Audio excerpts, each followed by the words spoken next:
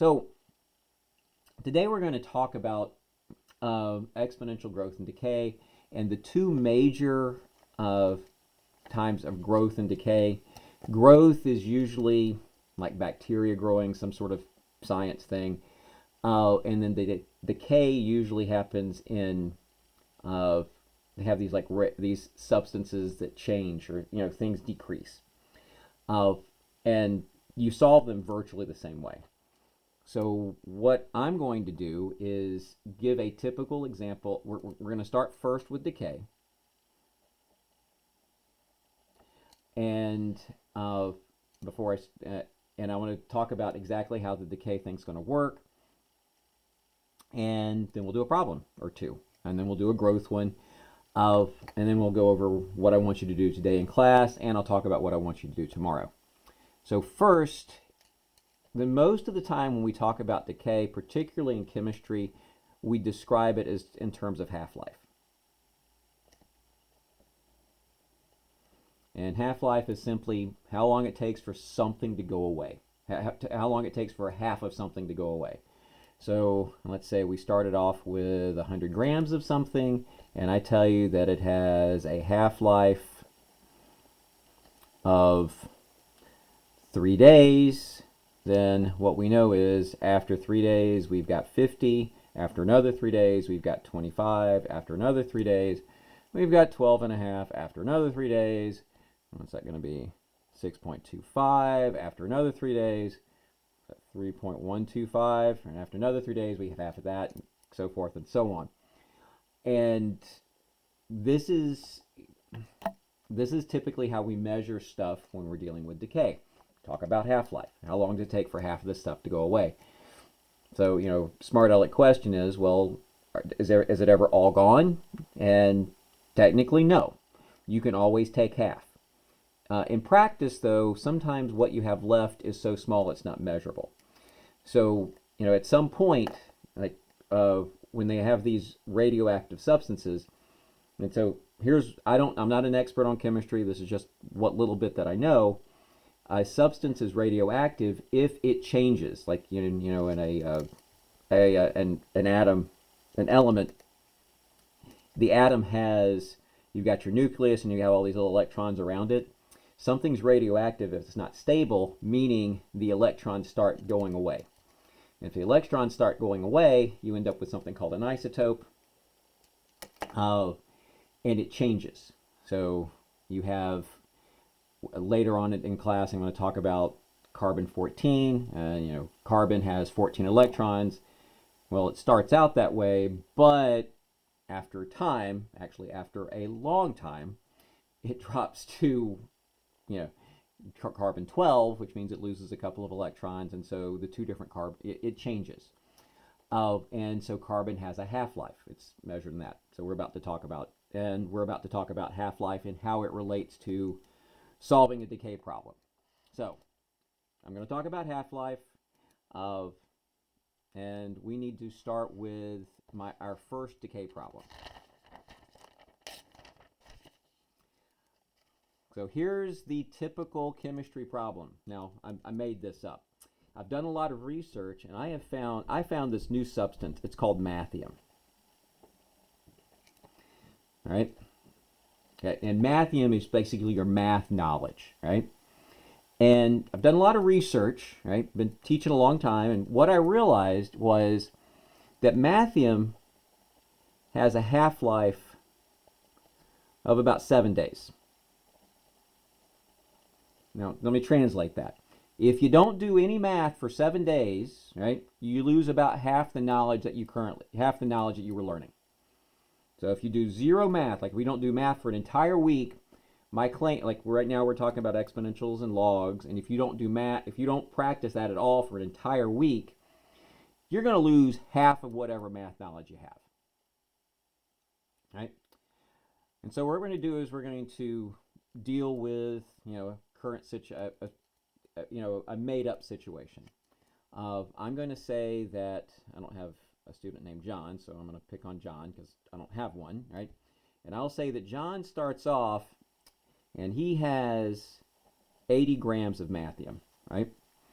And I want to know, and John decides he doesn't want to do any work, right? And he's not going to do any work for 10 days. And I want to know, well, how much mathium does he have at the end of the 10 days? Now, in my made-up situation, he needs 35 grams to pass the test, right? So I want to know if, if John starts off with it. If he starts off with 80 after 10 days, does he have enough mathium so he can pass my test? Right? So there's my made-up situation. And so what do we do? Well, first, what I need everyone to do, right? I want everyone to write down our formula. I want you to write down the formula A equals P e to the RT. Because we know how all this works. We know that P is our initial value. We know that A is what we want. We know R is our rate. T is our time. And to solve these problems, solve any of these problems, everything hinges on you being able to figure out what the rate is. And they tell us that in this first sentence. This first sentence, when they tell you the half-life is 7 days, they're giving you enough information so that you can figure out the rate. The rest of this is to answer the question. So effectively, whenever you have a half-life problem, typically you have to solve it twice. You have to do it the first time to figure out the rate, the second time to actually answer the question. But first, let's see how we answer this, how we figure out the rate. And it all comes from this little phrase, half-life of 7 days. So when we look here, now how half-life works, I mean, I guess we could look at this and say, well, John started off with 80. I don't know the rate, but I know after 7 days, he has half of that, which is 40. And so we have an equation similar to what we had yesterday and the day before. And this we can solve pretty easily, right? We can go through and say, well, okay, to solve this, I'm going to divide both sides by 80. And that's going to give me what 1/2 equals e to the r times 7.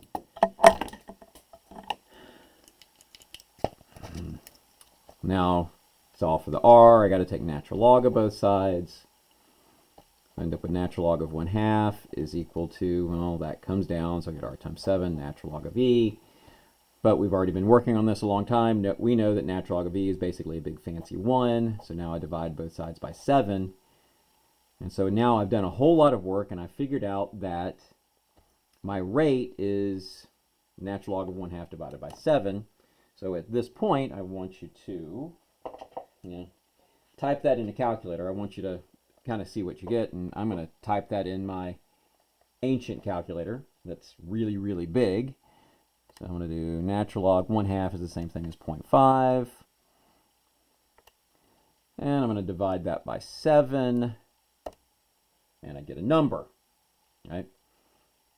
I can say that negative 0.09902. I'm going to write that down. So I just found out that my rate is equal to negative 0.09902. I mean, it goes on forever. I mean, we'll see that in just a little bit. But I do want to talk about why is my rate negative. Everything that I gave you yesterday, because we were dealing with interest, your rate was positive. And the reason is, well, when you're dealing with interest in that situation, everything's increasing. It's an example of growth. When your rate's negative, this is decay, right? John hadn't done any work. His mathium's going down. We better get a negative number. Well, now we know what the rate is. We can sort of answer the question. I want to know how much mathium does John have after 10 days? And that's a pretty easy question at this point, because then I just get to say A equals, I know he starts with 80. I have E. I now know what the rate is, which is that ugly number. So I hit negative 0.09902. And then I want to multiply that times 10. So if you will, take your calculator out and type all that in. I'll show you how I do it. I go through and I'll say, well, I'm going to hit, this is 80, and then hit second, natural log. That gives me the e to the power Now I want that old value, so I can just scroll up and get it. It's awfully handy. Multiply that times 10. And when I press enter, what I find out is John only has 29.719, right? And so we just found out that John only has 29.71, 99, I think. Yeah. There's probably some other stuff in there too. Didn't have all the decimals. But in any case, that's how many grams he's got of mathium. Well, he's got a problem because he needs 35 grams to pass the test. So he probably shouldn't have done it. He probably should have done something during those 10 days other than nothing. All right, so let's recap the problem. Right? Of all of these sort of chemistry problems or science type problems when they're dealing with exponential growth and decay, a lot of times you have to solve the problem twice. The first time, if you've got to figure out what the rate is. Everything hinges on you figuring out the rate. Once you determine the rate, then you can answer the question, and it's almost like what we did yesterday. You know how much you start, you know what the date, you figure out the rate, and they give you the time. You plug those values in, and you get your number. All right. I do want to pause for just a little bit because there was actually an easier way. I want to go back up here. Remember when we were determining half-life, we started with 80 because that's what John started with. Turns out I don't need to tell you how much John started out with to determine your rate for half-life. Anytime you're told you have a half-life, you get to make up any numbers you want. Right? So, like, as far as setting up to figure out rate, if it's half-life, typically what I tell students to do is start with 2, e to the r times 7, and then end with 1. And this just says, if we start with 2 of something, after 7 days, we only have half of it, which is 1. And then when you solve it, you divide both sides by 2. We end up with 1/2 is equal to e to the r times 7, which is the exact same thing I had here. So you don't have to do this, but sometimes you're given problems where you don't have an initial value, but you still need to compute the rate. And if you have to compute the rate with no initial value, that means you get to pick stuff up. If they talk about half-life, you say I start with 2 and end with 1. And so that's our first example with decay. I'm going to hit pause because I got to find it. All right, so next up, that was an example of decay. The next example I want to talk about is an example of growth. And typically when we talk about growth, things that grow, bacteria, like population of insects, for the most part, like bacteria, it expands really quick. Insects, they multiply very quickly, and those you can model with exponential things. So the book I got this out of, we're going to talk about flies. And we're going to write down some information about flies. So what we have is, after 2 days, I notice that I have 100 flies. After 4 days, I notice that I have 300 flies. If you've ever had a fly problem, it multiplies quickly. And the question is, well, how many flies do we have after 5 days? Well, so how do you deal with it? Well, we're still going to start with my favorite formula. I'm going to start with A equals PE to the RT. And just like the last problem, before we can actually answer the question, we need to figure out what the rate is. So how do we do that? Well, that comes from this stuff, right? Because it's like we know we have stuff, right? at a certain time I've got 100 flies, and a certain time later I have 300 flies. When I have sort of a starting and an ending value, I can always find the rate. And so here's how it works. The first starting value we have is 100. So I know I'm going to put 100 down. I've got E. I don't know the rate because that's what I'm looking for. And this, you have to think a little bit. And what I mean by a little bit is, don't automatically assume your time, whatever the number you put here, is always going to be whatever number they have measuring time. It can, but you can make your life a little bit easier in that if you look at this problem, when I look at this problem, I look at it as it says it takes me 2 days to go from 100 to 300. I don't care that I started on day 2. I could start on day 12. If this was 12 and 14, I know it took 2 days to get from here to here. And so it takes 2 days to get from 100 to 300. So if I start with 100, I know it takes 2 days to get to 300. So writing that equation down is getting that equation is, however we can get that equation, we want to do that. And I think it makes it easier if you don't just assume, okay, because there's a 2, you always plug that in for time. You look, how long did it take to get from here to here? Well, now we have a pretty simple equation to solve. We can look at this and say, well, okay, I can just divide by 100. And let's see, that's going to give me 3 is equal to E times R times 2. Now this is looking an awful lot like all the problems that I made you do yesterday and the day before. Take natural log of both sides, so I end up with natural log of 3 is equal to R times 3 times natural log of E, but we already know natural log of E is just a big fat 1. So now we take out my handy dandy massive calculator, and it looks like I'm going to need to do natural log of 3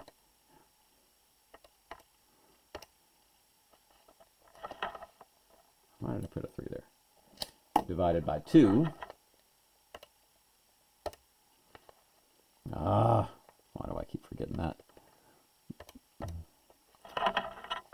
And if you look, okay, so we got 0.5493. So I found out my rate is 0.5493.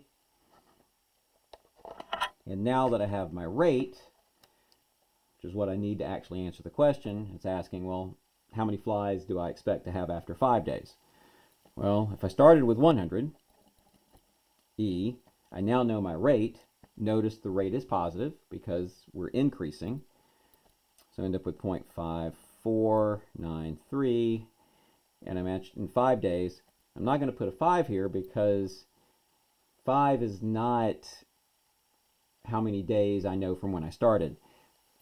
I know it took 3 days. I'm interested in how many flies do I have 3 days after 100 flies, because 5 to 2 is 3 days. So that's how I'm going to put that by 3. And so now it's just a matter of typing this in up here. So that's going to be 100. And then you can scroll up and get that previous answer times 3. We're being a pain. And I end up with 519. It says 0.615, but if we're talking about flies, I don't think we're ever going to have 615 of a fly. That'd be kind of gross.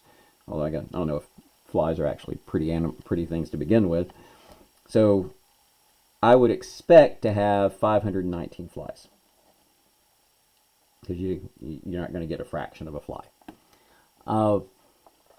But again, sort of recapping this whole thing, if you've got, it's pretty easy to determine if it's growth or decay, because if they start giving you information, it's, oh, my number of whatever is increasing, I know it's growth.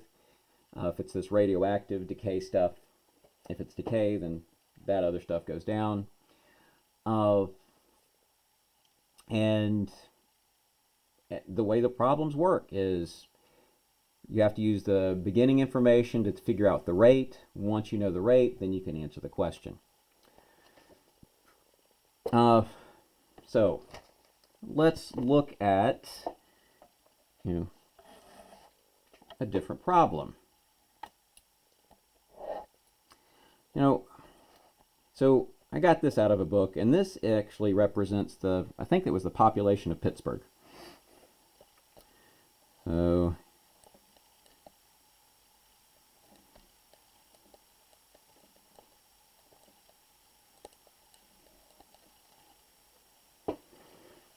where it's in thousands, because I'm assuming population of Pittsburgh is way more than 372 people. Could be 372,000. So if this is an equation that models the population of Pittsburgh, okay, we're saying, well, at some time, whenever we started counting, they had 372,000 people, right? The fact that this is a negative for our rate, this is telling us that the people are leaving Pittsburgh, right? And that's pretty much all I wanted to get out of that. But I want to make sure you understand. If you see, sometimes you will, I do have questions where I give you this information and I give you the equation, you have to be able to tell me the information. And so you should be able to tell me, okay, this is your initial value, this is your rate. If your rate's positive, we know that this is representing growth. If this is negative, this is representing decay. Now, your homework, and I sent this out because I want you to see it. If you look in OneNote, you've got growth and decay part 1, which is what I gave you yesterday, and your homework tonight is to finish the problems. And I'm going to give you some time in just a little bit. But if you, and we did the interest problems, and then we have like the other growth and decay problems. This is out of another book, and I like this. And your assignment for tomorrow, right? So in this asynchronous day, I want you need to turn in this. We're going to go over it on Monday. And the assignment is questions 4 through 12. And as you might be frightened when you see all these little parts. Well, a lot of these parts you aren't going to do because they don't really care about graphing the function. Like question 4, you're not doing this because it says graph the function. I don't care about that. 5 I like, pretty much all of it. But when you get down to problems 11 and 12, you say, wait a minute, I have all these parts. Well, no, I really just care about answering 11 part A, and I care about 12 part A. I don't care about B, C, and D. The author's intent is to have you graph stuff and make some connections. And that to me is not that important right now. What is important is, can you use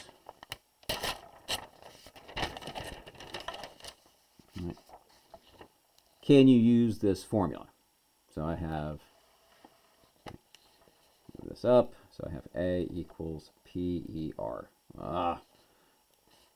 A equals PE to the RT. So what we're going to do right now is we're going to do pretty much all of 4. Right. So I'm going to read the question. This is what I would consider a typical. Actually, this is a little nicer, and I'll talk about why it's a little nicer. So iodine 131 is a radioactive material that decays according to the function blah. That may be hard to see on the screen, so I'm going to write it out. And they write this thing out, and it says A of T equals A sub 0 E to the negative 0.087 T. All right. Now, and what is it? Where A sub 0 is the initial amount present, A is the amount present in time after T days. Assume the scientist has a sample of 100 grams of iodine at 131. And now it asks some questions. Right? First, I don't like that version. Right? If you look at this and you compare it to the formula that I like, you can see it's virtually the same thing. Right? Instead of calling it they call it a sub 0, but we know, oh, that's just p, that's our starting value. E's the same, t's the same, so we know what our rate is, right? And then we plug it all together, we get our amount. So in answering part A, it says, what is the decay rate? What's your rate? Well, that's pretty easy. Your rate in this case is going to be negative 0.087. You know, whatever this number is in front of t, that's your rate. If it's positive, it's growth. If it's negative, it's decay. In this case, it's negative. It says graph the function. I don't care about that. For part B, it says, you know, how much iodine is left after 9 days. They're saying, well, you know, what do you have after 9 days? So, you know, we need to know what we started with. Well, they told us. They told us we started with 100. So it's going to be 100 E. We know our rate, which is this negative 0.087. And then they said, well, they want to know after 9 days. And you plug in 9. And then it's just type it in the calculator, and it tells you, you know, that's going to give us how much we have after 9 days.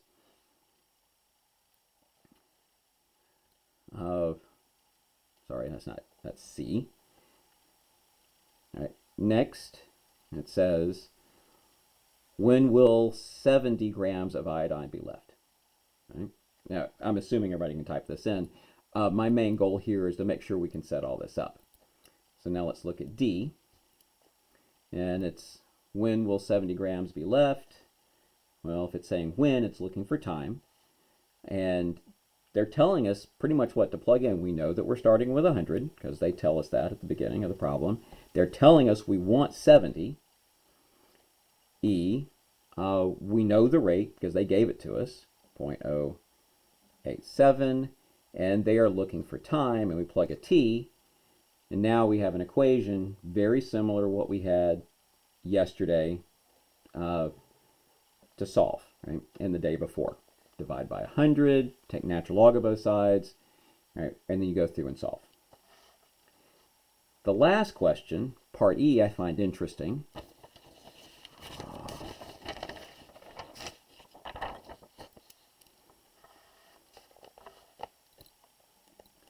So part E asks, it says, you know, what's the half-life, right?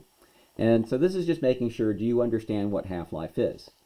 And this is why, you know, so whenever you see half-life, you have to decide what do you want to do. We're going to start with an amount, and then over here is going to be half of that. You could say 100, and then you have to say 50, right? E, you know, your rate, which is negative 0.087 t, and solve. Or kind of the faster version of this is you could say, well, if I start with 2, I end with 1, and then I end up with e to the negative 0.087 t. And again, divide by 2, take natural log of both sides, and solve. Now, here is, I've got a few minutes. Here's a little bit of your history lesson, and I think I'm done.